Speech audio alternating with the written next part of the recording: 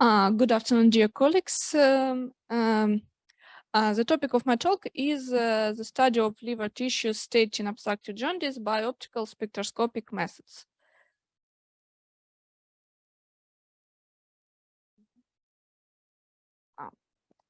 Some words about this syndrome. This syndrome is associated with the impaired blood flow when a patient has blocked bile ducts, and that's why the bile can get through them. And one of the most often causes of this problem is rather malignant tumors or bile stones, and there are some problems with diagnostic of this syndrome for surgeons, as they need to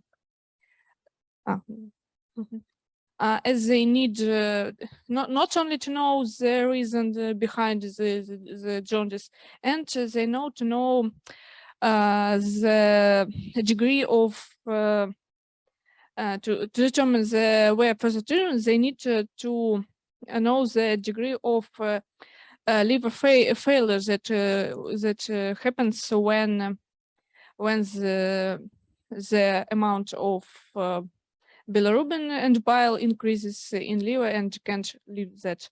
And that's why it's important to know the changes in the functional state of liver. Currently, the doctors use some different methods like prognostic scales, some systems to assess the severity of hepatic dysfunction due to various liver diseases, including obstructive jaundice. But the disadvantages of these systems is that they give some kind of approximate and indirect results, and that's why to understand the state of the functional state of liver, the doctors need some more direct and objective criteria, and for this reason, one of the possible solutions that can be suggested is the application of optical methods to assess the functional state of the liver. The advantages of optical methods are the sensitivities to metabolic changes of various types of tissues, including the liver ones, the ability to provide the real-time information for the surgeon, which is very important in their work, and the possibility to integrate the optical methods into some kind of fiber pros, then can be compatible with the standard tools which are used during surgical procedures. And that's why this talk describes the results of in vivo study of optical properties of the liver tissues in the case of obstructive jaundice, which were obtained by using the method of fluorescence spectroscopy. The study involved 8 patients of Oral State Clinical Hospital who were getting the treatment, and the optical measurements were performed during the initial state of the treatment, when the patients underwent the procedure of biliary decompression. So the surgeons made the access to the liver to decrease the pressure of bile in the ducts, and to help the bile to get from the biles. And this procedure was performed under ultrasound and X-ray control, and during this procedure we have managed to measure the fluorescence spectra of the liver tissues. To compare these results, of course, we can use absolutely healthy control liver tissues. That's impossible, unethical, and so on. That's why to compare our results, we used the fluorescence spectra which were obtained during another research. This research was performed in patients who had the procedure of puncture biopsy to verify the diagnosis of liver cancer. But before the optical probe reached the malignant tumor itself, it went through the healthy intact tissue, and we have taken the data of the patients who had not been diagnosed the obstructive jaundice and increased level of bilirubin in their blood. The method we used, as I said earlier, was fluorescence spectroscopy. This method is relatively simple, but it allows us to assess different changes of different parameters, like energy production consumption, lipid metabolism, the content of bile components, and so on. And in this experiment, we used the fluorescence channel of custom developed optical biopsy setup, which you can see on this slide. Sorry.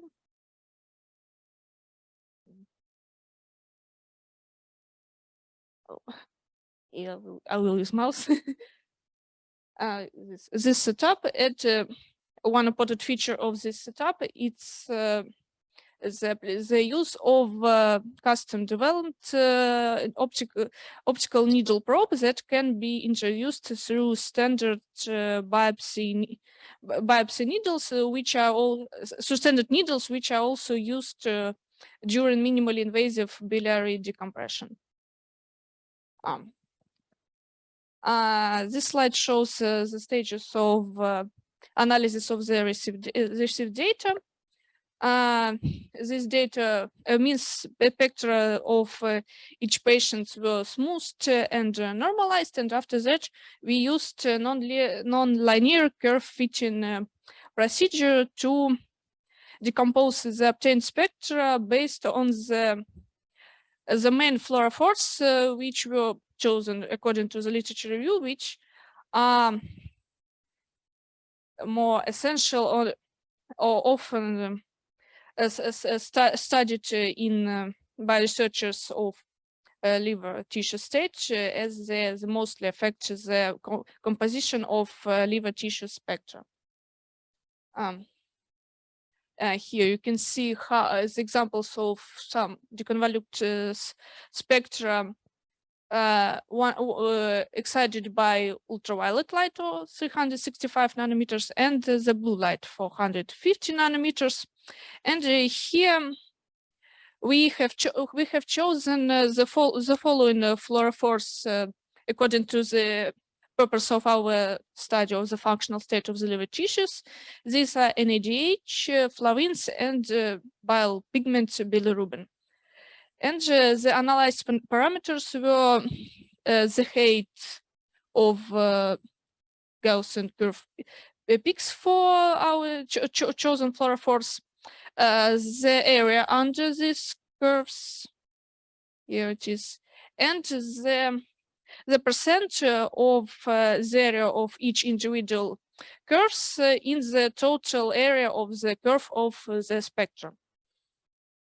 And here our results after all the processing. And here we revealed that the spectra of the patients who had diagnosed obstructive jaundice had statistically significant prevalence of NADH curves in their structure, which can indicate the presence of tissue hypoxia, as it is reported to occur due to impaired functioning of hepatocytes, which happens when the bile accumulates in them, and the reactions of oxidative phosphorylations are evaluated in them. And after analyzing the spectra obtained under the blue light excitation, we have seen the prevalence of areas of the curves which are corresponding with the fluorescence excitation peaks of bilirubin in this spectrum, which also indicates the increased amount of bile of bilirubin in tissue, which causes problems with function of hepatocytes and liver in general. Here are our conclusions for our study. And of course, these results are promising for the further research in this direction. We have seen that these results reflect the changes in functional state caused by the bile accumulation in tissue, and which violates the proper oxygen utilization in hepatocytes, and that's why we have seen the prevalence of NADH curves in the structure of the obtained tissue, obtained spectrum of obtained tissues, and we suppose that these parameters can be used in further studies as a prognostic marker to be used to assess the degree of liver failure in further studies with the large data set and amount of patients. And also this approach will be a part of more complex multimodal approach with application other in vivo optical methods for the study, and both comparing with the results of other parts of our research, that's in vitro research of the properties of bile, which we can obtain from these patients both during the initial bile decompression and at the further stages of the treatment to assess these parameters also together with the results of newer studies. We would like to thank the patients who participated in our study and the Russian Science Foundations for their financial support. Thank you very much for your attention.